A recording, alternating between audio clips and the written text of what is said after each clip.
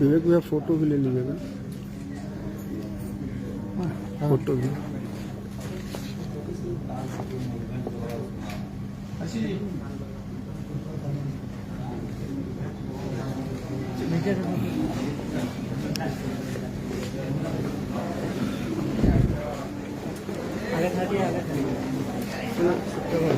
पता ना रिकॉर्ड कैनी है 2.5-3 मिनट के क्लिप के लिए चल गई, पूरा बढ़िया जबरदस्त। भाई साहब, बाउंसर साहब आगे से हटिए, आगे से हटिए, खाली करिए।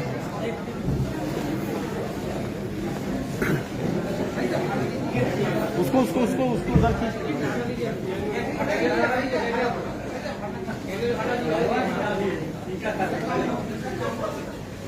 उठा लीजिए ना।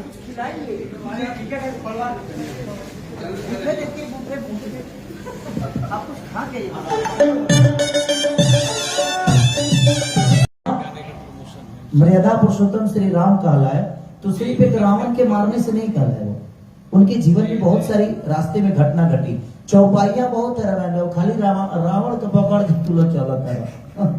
तो मैं अपनी मीडिया, जितने भी हमारे मीडिया कर्मी भाई हैं, मैं सबसे यही रिक्वेस्ट करूंगा कि सिर्फ रावण को पकड़ के मत चलिए। रामायण सिर्फ रावण से नहीं थी, उसमें रिश्ते भी दिखाए गए हैं, उसमें बहुत सारी चीजें हैं।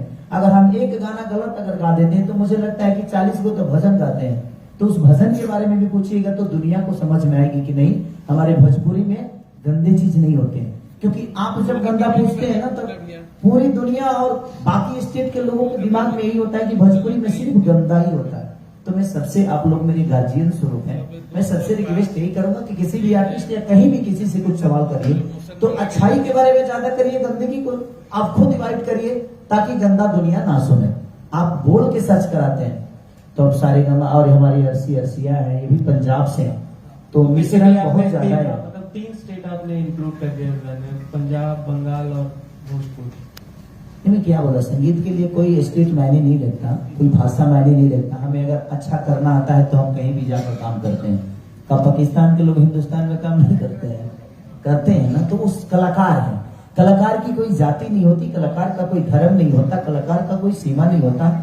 और 2 चीजें ऐसी है कि जो क्लियर होती है, एक मीडिया जो निष्पक्ष अपने जीवन में चलाती है दुनिया की खबर, उसके लिए कोई जाति प्रथा नहीं है, और एक कलाकार जो निष्पक्ष अपने कला के बारे में बात करता है और अपने कलाकारी से दुनिया को अपना बनाता है।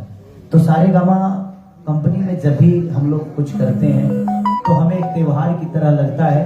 और बंधु 3 दिन, ये गाना बहुत पॉपुलर पहले का गाना है और सारे गामा का कंटेंट था, और मैं इसको गा रहा था एक दिन तो बाबा ने बोला, क्योंकि ये जौहरी टाइप की इंसान है, ये जब भी आते हैं तो पहले जब पहली बार मिले थे तो मैं आप लोगों को सच्चाई बता सकता हूँ, यहाँ पे नहीं चलेगा, सच्चाई बता सकता हूँ। बद्री जहाँ पहली बार जब मिले थे ना तो मैं इनको बहुत अवॉइड कर रहा था, क्या सारे गाना लेके आ जाते हैं, कुछ भी मतलब का। लेकिन जब मैं इनके साथ काम किया तो इनके अंदर बहुत कुछ है करने की। जो नहीं नाचता है उसको भी नचा देते हैं स्टेज पे, वो अलग अलग टाइप के नचाते हैं, नचा नहीं पाते हैं ये नचा देते हैं, क्योंकि इनका एंगल खुद का सोचना होता है। जो नहीं नाचने वाला है उसको भी नाचते हुए दिखाते हैं। रिजर्व खिसारी नहीं पहनने वाला है, इसको भी पहना देते हैं। तो आपका विजन जब क्लियर होता है ना, तो दुनिया का कोई भी कलाकार खूबसूरत दिखता है। लाइव को भी आती है। हमारे भोजपुरी में बहुत सारे कलाकारों के साथ इन्होंने काम किया, और इन्होंने सब पे वही काम किया जो खेसारी पे किया। ऐसा नहीं कि इन्होंने सौतेला व्यवहार किया कि उनके लिए कुछ और किया, इनके लिए कुछ और किया। जो जितना कर सकता है और जिसकी जितनी क्षमता है उस हिसाब से इन्होंने उसको प्रेजेंट किया। तो ये एक कंपनी की सबसे बड़ी खासियत होती है कि जो हर पूरे परिवार को एक समझता है, वो परिवार कभी टूटता नहीं। और इसीलिए सारेगामा कहीं ना कहीं आज दुनिया में अपना झंडा लहरा रहा है। भोजपुरी के क्षेत्र में सबसे आज ट्रेंडिंग में, तो लगता है कि मुझे इनका कब्जा ही जैसे हो गया है, जैसे कि इन्होंने ट्रेंडिंग खरीद के ही रखा। एक होता है ना, ये तो प्यार है आपके दर्शकों का कि मतलब अभी 5 गाने ट्रेंड कर रहे हैं, इसमें से 4 तो आपके हैं टॉप में। टॉप म्यूजिक में तो 10 है मेरे, नहीं मतलब सिर्फ सारेगामा के 4 हैं। तो मुझे लगता है कि मैं, एक होता है कि कभी कभी हम लोग जानते भी नहीं थे ट्रेंडिंग का मतलब क्या होता है। बट एक गाना मेरा जी से आया था, उसने पहली एक छठ का गाना था जो मेरा पहली बार ट्रेंड किया था, तो मुझे भी लगा ये नया प्लेटफॉर्म है क्या। तो पहली बार जी से मेरा ट्रेंडिंग शुरू हुआ, और उसके बाद सारे भोजपुरी गाने, आज मुझे लगता है कि 15 गाने हम सबके भोजपुरी के होते हैं। तो ये गर्व की बात है कि हमारा भोजपुरी समाज और हमारे चैनल का पहला जो ट्रेंडिंग सॉन्ग था वो भी इन्हीं का था, जय जय शिव शंकर। उस ट्रेंडिंग सॉन्ग से सिलसिला शुरू हुआ है। चिंता मत करिए, जो भी आपकी कंपनी पे बड़ा होगा वो मेरा ही होगा। ऐसा नहीं है, जो बेहतर करेगा सबका। देखिए भाई, मैं कभी कभी मस्ती करता हूँ तो प्लीज यार कंट्रोवर्सी उसी मत करना यार, नहीं तो मैं बहुत फंस जाता हूँ। मतलब कि अपने जुबान की वजह से, क्यों हाँ थोड़ा सा टेढ़ा टाइप का हूँ मैं। तो आशीष जी आपको ये आपके जो पास भी है, थोड़ा सा बोल लीजिए ना, तो लोग बोलेंगे दे आशीष जी के साथ हम लोगों ने फर्स्ट टाइम काम किया है। तो इनका पहला गाना आया था नथुनियम, जो कि हमने रात में शूट किया था, और दिन में हम लोगों ने गोंदो 3 दिन शूट किया था। मतलब आई थिंक मई जून था। हाँ, गर्मी इतना ज्यादा था। तो आपका एक्सपीरियंस कैसा था हम लोगों के साथ? मतलब ये जो पहला गाना आपने शूट किया, टेक्निकली आपका पहला गाना हमारे साथ। तो सबसे पहले मैं सो सॉरी, मेरा गला थोड़ा सा खराब है। आपने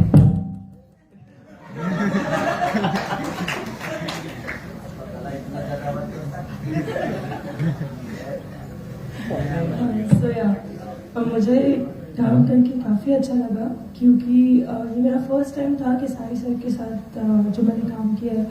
एंड सारेगामापा हम भोजपुरी। यार खेसारी मत बोला करो, बेबी बोला करो मुझे, क्योंकि मेरे जीवन में कोई बेबी बोलने वाला नहीं है।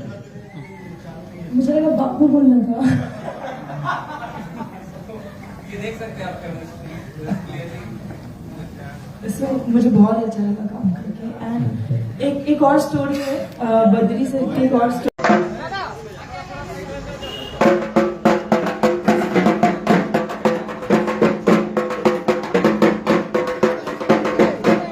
अभी मैं कोलकाता के तालकुटीर होटल में हूँ, जहाँ खेसारी लाल जी का एल्बम सारेगामा हम भोजपुरी द्वारा निर्मित एल्बम बंधु 3 दिन 2.0 का शुभारंभ होने वाला है, सॉरी लॉन्चिंग होने वाली है। देखिए खेसारी जी आ गए हैं।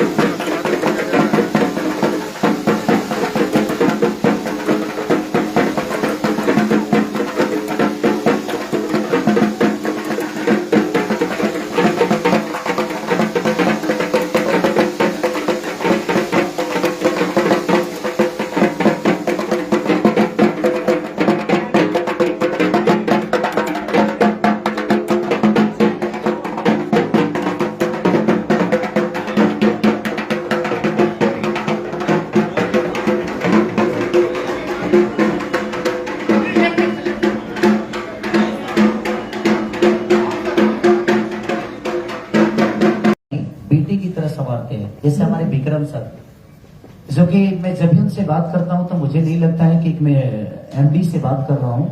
उनसे लगता है कि बड़े भाई और छोटे भाई वाला एक रिलेशनशिप है मेरा उनके अंदर।